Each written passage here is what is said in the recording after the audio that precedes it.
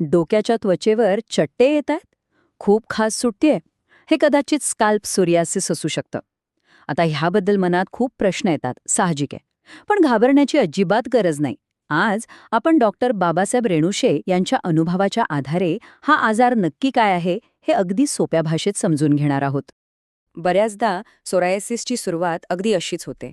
त्वचेवर असे लालसर चट्टे दिसायला लागतात आणि त्यांच्यावर चांदीसारख्या रंगाची एक परत म्हणजे पापुद्रे जमा होतात. पण हे फक्त त्वचेवर दिसणारं लक्षण नाहीये, हे लक्षात घ्या. हे तर शरीराच्या आतमध्ये जे काही बदल घडतायत ना, त्याचं एक महत्वाचं चिन्ह आहे. आणि साहजिकच मनात पहिला प्रश्न काय येतो की अरे, हा फक्त कोंडा वाढलाय की हे काहीतरी वेगळंच आहे. हा फरक ओळखणं खरंच खूप महत्वाचं आहे. चला तर मग याच प्रश्नांचं उत्तर आपण शोधूया. तर आज आपण काय काय बघणार आहोत. सगळ्यात आधी स्कॅल्प सोरायसिस म्हणजे नेमकं काय आहे, त्याची लक्षणं आणि मूळ कारणं कोणती. मग सोरायसिस आणि कोंडात यात फरक काय, त्यावर उपचाराचे मार्ग कोणते आहेत, आपली जीवनशैली आणि आयुर्वेदिक उपाय काय मदत करू शकतात, आणि सगळ्यात शेवटी तज्ज्ञांचा सल्ला काय असतो. चला तर मग सुरुवात करूया. सोरायसिस म्हणजे नक्की आहे तरी काय? बघा, ही फक्त त्वचेवरची साधी समस्या नाहीये. याच्या मुळाशी एक खूप मोठं शास्त्रीय कारण आहे. डॉक्टर रेणुशे यांच्या मते सोरियासिस हा एक ऑटो इम्यून आजार आहे. आता ऑटो इम्यून म्हणजे काय? सोप्या भाषेत सांगायचं तर कल्पना करा की आपल्या शरीराचे जे सैनिक आहेत, म्हणजे आपली रोगप्रतिकारक शक्ती, तेच चुकून आपल्या निरोगी त्वचा पेशींवर हल्ला करायला लागतात. म्हणजे आपल्या संरक्षण प्रणालीचा एक प्रकारे गोंधळ उडतो. आणि यामुळे फरक किती मोठा पडतो ते बघा. आपल्या सामान्य त्वचेमध्ये नवीन पेशी तयार होऊन जुन्या पेशींची जागा घ्यायला साधारण 28 ते 30 दिवस लागतात, म्हणजे जवळजवळ महिनाभर. पण सोरायसिसमध्ये हेच चक्र फक्त 3 ते 4 दिवसात पूर्ण होतं. आता विचार करा, इतक्या वेगाने तयार झालेल्या पेशी कुठे जाणार?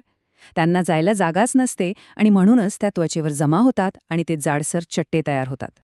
ठीक आहे, मग आता हे समजून घेऊ की हा आजार झाल्यावर नक्की कोणती लक्षणं दिसतात आणि हे सगळं घडण्यामागे नक्की कारणं तरी काय असू शकतात. ही लक्षणं फक्त दिसायला विचित्र नसतात, तर ती खूप त्रासदायक असतात. म्हणजे त्वचेवर लाल जाडसर चट्टे येतात, त्यावर चांदीसारखे पांढरे पापुद्रे दिसतात आणि यासोबत येते ती असह्य खाज किंवा जळजळ. काही वेळा तर इतकी खाज येते की खाजवल्यामुळे रक्त येतं, त्वचा दुखते आणि गंभीर अवस्थेत तात्पुरते केसही गळू शकतात. पण प्रश्न हा आहे की हा आजार अचानक का वाढतो. तर काही गोष्टी आहेत ज्या त्याला एक प्रकारे आमंत्रण देतात. आपण त्यांना ट्रिगर्स असं म्हणतो. यात काय काय येतं तर खूप जास्त मानसिक ताण, काही वेळा अनुवंशिकता, त्वचेला झालेली एखादी दुखापत, काही विशिष्ट औषधं, आणि हो, धूम्रपान मद्यपानासारख्या सवयीसुद्धा. आणि आता येतो सगळ्यात महत्वाचा मुद्दा, जिथे लोकांचा खूप गोंधळ उडतो.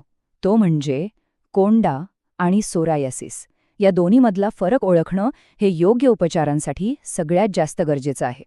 बरं, तर यातला मुख्य फरक ओळखायचा कसा? सोपं आहे. सोरायसिसचे जे पापुद्रे असतात ते चांदीसारखे पांढरे आणि कोरडे, अगदी भुकटीसारखे असतात. याउलट कोंड्यातले खवले थोडे पिवळसर आणि तेलकट असतात, जे केसांना चिकटतात.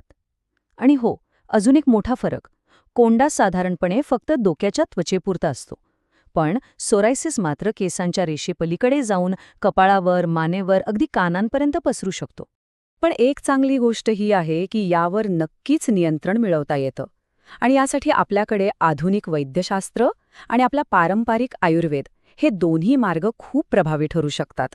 आधुनिक वैद्यशास्त्राचा विचार केला तर त्यात काही उपाय आहेत, जसं की कॉर्टिकोस्टिरॉइड्स किंवा सॅलिसिलिक ॲसिड असलेले क्रीम्स आणि शॅम्पू. त्यानंतर येते फोटोथेरपी, म्हणजे त्वचेच्या पेशींची वाढ कमी करण्यासाठी नियंत्रित UV लाईटचा वापर केला जातो. आणि जर त्रास खूपच जास्त असेल तर तोंडाने घ्यायची औषधं किंवा इंजेक्शनसुद्धा दिली जातात. दुसरीकडे आयुर्वेदाचा दृष्टिकोन थोडा वेगळा असतो. तो फक्त लक्षणांवर काम न करता समस्येच्या मुळाशी जाण्याचा प्रयत्न करतो. यामध्ये पंचकर्मासारख्या प्रक्रियेतून शरीर शुद्धी केली जाते, शिरोधारेसारख्या उपचारांनी ताण कमी केला जातो आणि मंजिष्ठा, हळद यांसारख्या वनस्पतीजन्य औषधींनी रक्त शुद्धी करण्यावर भर दिला जातो. फक्त उपचार पुरेसे नाहीत, तर आपल्या दैनंदिन जीवनात काही सोपे बदल करूनही आपण ह्या आजाराला नियंत्रणात ठेवू शकतो, आणि हे खूप महत्वाचं आहे. आहाराबद्दल बोलायचं झालं तर डॉक्टर रेणुशे यांचा सल्ला अगदी स्पष्ट आहे. आहारात डाळिंब, पपई, पालेभाज्या, काकडी, गाजर अशा गोष्टी जास्त ठेवाव्यात. आणि काय टाळावं? तर आंबट पदार्थ, विशेषतः दही, तळलेले, मसालेदार आणि खूप गोड पदार्थ यांना शक्यतो दूरच ठेवावं. मद्यपान आणि धूम्रपान तर टाळलेलंच बरं. आणि हा एक अगदी सोपा घरगुती उपाय जो नक्कीच आराम देऊ शकतो. काय करायचंय? 1 चमचा कडुलिंबाच्या पानांची पावडर, त्यात पाव चमचा हळद आणि अर्धा चमचा गुलाबाच्या पाकळ्यांची पावडर घ्या. हे सगळं ताज्या खोरफडीच्या गरामध्ये मिसळून एक पेस्ट बनवा. आणि ही पेस्ट अंघोळीच्या 15-20 मिनिटं आधी जिथे त्रास होतोय तिथे लावा. धुताना साबण वापरू नका. याने खाज आणि जळजळ कमी व्हायला नक्कीच मदत होते. एक गोष्ट आपण आधीही बोललो आणि ती पुन्हा सांगणं गरजेचे आहे. ताण. ह्या आजाराचं एक खूप मोठं कारण म्हणजे स्ट्रेस. त्यामुळे योग, प्राणायाम म्हणजे श्वासाचे व्यायाम, रोज थोडं ध्यान करणं आणि सगळ्यात महत्त्वाचं रात्रीची 6 ते 8 तासांची शांत झोप ह्या गोष्टींनी तणाव नियंत्रणात ठेवणं खूप खूप आवश्यक आहे. तर मग आतापर्यंत आपण कारणं पाहिली, उपाय पाहिले, दोन्हीबद्दल बरीच माहिती घेतली. मग आता यापुढचं पाऊल नेमकं काय असायला हवं? सर्वात महत्त्वाची गोष्ट जी लक्षात ठेवायची आहे ती ही की स्कॅल्प सोरायसिस हा जरी दीर्घकाळ चालणारा आजार असला तरी घाबरून जायचं कारण नाही. योग्य निदान आणि एक सर्वांगीण दृष्टिकोन ठेवला तर त्याला प्रभावीपणे नियंत्रणात ठेवता येतं हे नक्की. आणि आज आपण जी काही माहिती घेतली तिचा मुख्य आधार आहे डॉक्टर बाबासाहेब रेणुशे यांचा अनुभव. ते स्वतः MD आयुर्वेद आहेत आणि रत्नागिरीत प्रॅक्टिस करतात.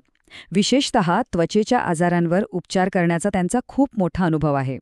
त्यामुळे जर कोणाला याबद्दल अधिक जाणून घ्यायचं असेल किंवा थेट तज्ज्ञांचा सल्ला हवा असेल तर डॉक्टर रेणुशे रत्नागिरीतल्या कोकण नगरमधील प्रज्ञा क्लिनिकमध्ये उपलब्ध असतात. OPDची वेळ सकाळी 10 ते दुपारी 1 आहे. इथे त्यांचा मोबाईल नंबर आणि ईमेल ID दिलेला आहे. म्हणूनच लक्षात ठेवा, कोणत्याही आरोग्य समस्येवर मात करण्याच्या दिशेने पहिलं आणि सगळ्यात महत्त्वाचं पाऊल असतं ते म्हणजे त्या समस्येला नीट समजून घेणं. आता आपल्याला कारणं आणि उपचारांबद्दल बरीच स्पष्टता आली आहे. तर जाता जाता एकच प्रश्न, स्वतःच्या आरोग्यासाठी आज, आत्ता असा कोणता एक छोटासा पण सकारात्मक बदल आपल्या जीवनशैलीत आणता येईल याचा विचार नक्की करा.